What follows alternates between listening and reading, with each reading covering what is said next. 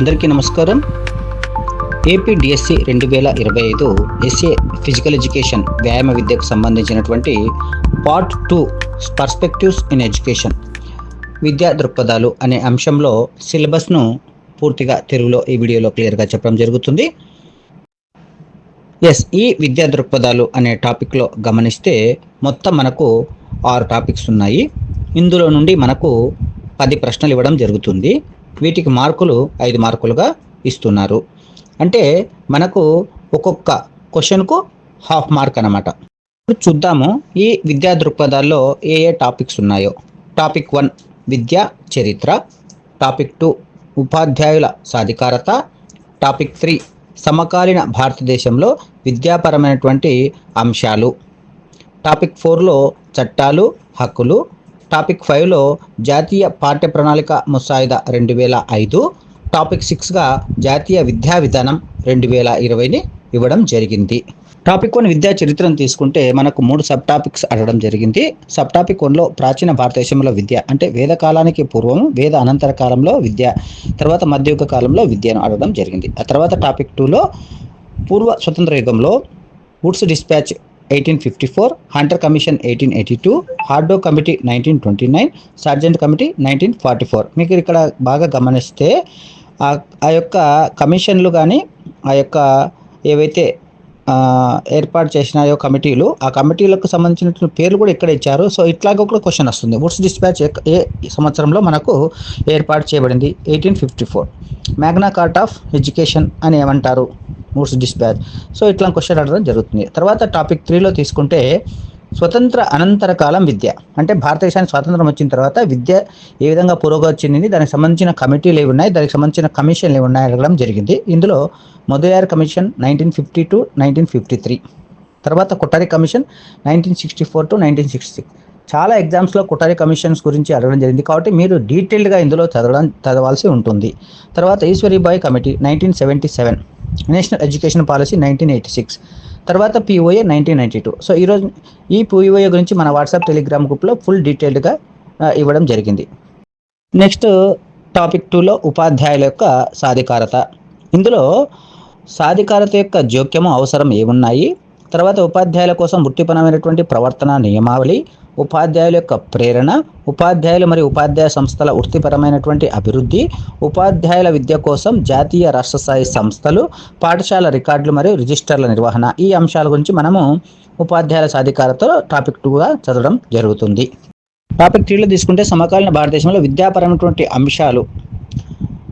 ఇందులో మనకు దాదాపు 10 సబ్ టాపిక్స్గా అడగడం జరిగింది. ఇందులో చూద్దాం. మొదటిది ప్రజాస్వామ్యము మరియు విద్య సమానత్వము, తర్వాత విద్యలో నాణ్యత, విద్యా అవకాశాల సమానత్వము.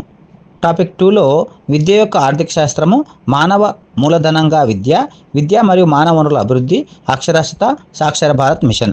సో ఇక్కడ టాపిక్లో సాక్షర భారత్ మిషన్ ఏ సంవత్సరంలో స్థాపించారు అని అడగవచ్చు. లేకుంటే భారతదేశంలో 2020లో జనాభా సెన్సెస్ జరగలేదు కాబట్టి 2011కు సంబంధించినటువంటి సెన్సెస్ అక్షరాస్యత శాతం లాంటి అంశాలు కూడా అడిగే అవకాశం ఉంటుంది. తర్వాత ఇందులో సబ్ టాపిక్ 3 తీసుకుంటే జనాభా విద్య, లింగ సమానత్వం, మహిళల సమానత్వం మరియు సాధికారత, పట్టణీకరణ మరియు వలస, జీవిత నైపుణ్యాలు.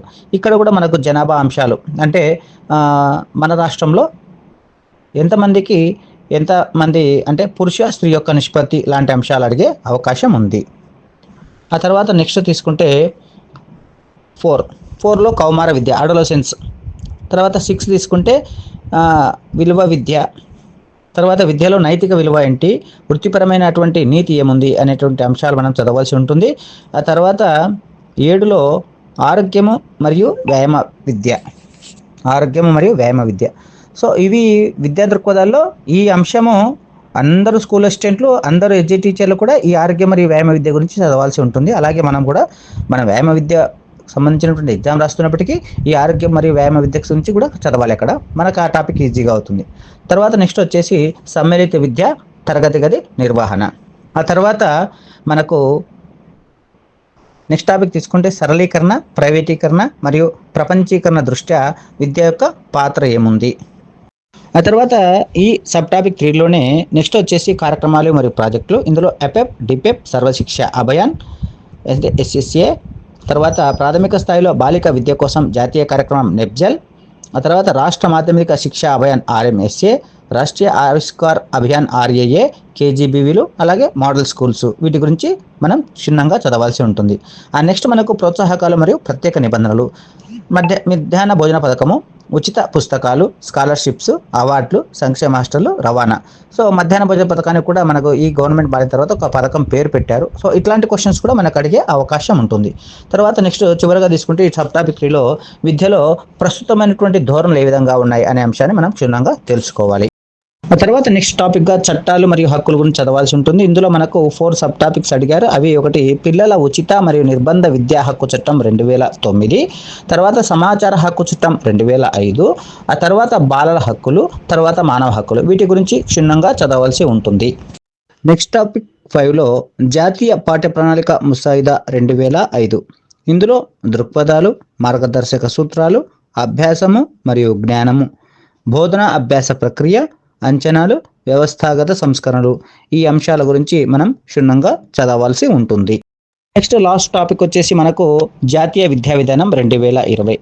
ఈ జాతీయ విద్యా విధానంలోని అంశాలన్నీ కూడా మనము ఈ సబ్ టాపిక్ 6 కింద చదవాల్సి ఉంటుంది.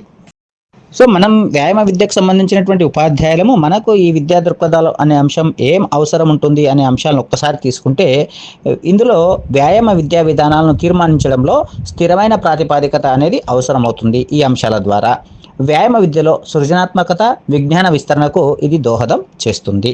తర్వాత నెక్స్ట్ తీసుకుంటే పరిశోధన మూల్యాంకంలో స్పష్టమైన దిశ నిర్దేశకత ఉంటుంది. తర్వాత చూసుకుంటే శిక్షణ పద్ధతులు, కోర్సు రూపకల్పన మరింత సమర్థవంతంగా మారుతాయి. విద్యార్థులకు సమగ్రమైనటువంటి బోధనను అందించవచ్చు. ఈ అంశాల ద్వారా మనము విద్యా దృక్పథాలు అనే అంశాన్ని మనము వ్యాయామ విద్యలో చదవాల్సి ఉంటుంది. సో విద్యా దృక్పథాలకు సంబంధించినటువంటి ఈ 6 టాపిక్స్ ఉన్నాయి. ఇందులో మనకు 10 క్వశ్చన్స్ వస్తాయి. 10 క్వశ్చన్లకు గాను మనకు 5 మార్కులు వస్తాయని చెప్పాం కదా. ఇందులో మనకు సబ్ టాపిక్స్గా చాలా ఉన్నాయి. ఒక్కో టాపిక్ ఖచ్చితంగా ప్రతి టాపిక్ నుంచి అయితే ఒక క్వశ్చన్ ఉంటుంది.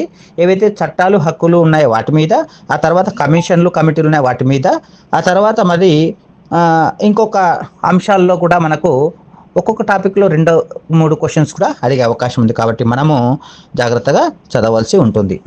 వ్యాయామ విద్యా దృక్పథాలకు సంబంధించి డీటెయిల్డ్గా టాపిక్ వైజ్గా ఇప్పటికే మనకు 12 నుంచి 15 వరకు ద్రోణ స్పోర్ట్స్ యాప్లో వీటికి సంబంధించినటువంటి అన్లిమిటెడ్గా ఎగ్జామ్స్ ఉన్నాయి. కింద డిస్క్రిప్షన్లో ఆ యాప్కి సంబంధించినటువంటి లింక్ ఇవ్వడం జరుగుతుంది. మీలో ఎవరైనా రిజిస్ట్రేషన్ చేసుకునే వాళ్ళు, ఇంట్రెస్ట్ కొనే వాళ్ళు రిజిస్ట్రేషన్ చేసుకొని లాగిన్ చేసి దానికి సంబంధించినటువంటి కోర్సును కొనుగోలు చేసినటువంటి వారికి ఈ యొక్క విద్యా దృక్పథాలు అనే అంశము ఉపయోగపడుతుందని భావిస్తున్నాను. సో నెక్స్ట్ వీడియోలో స్కూల్ అసిస్టెంట్ ఫిజికల్ ఎడ్యుకేషన్ వ్యాయామ విద్యలో పార్ట్ 3లో వ్యాయామ విద్య బోధన అనే అంశం గురించి క్షుణ్ణంగా తెలుసుకుందాం, సిలబస్ను అనుసరించి తెలుగులో.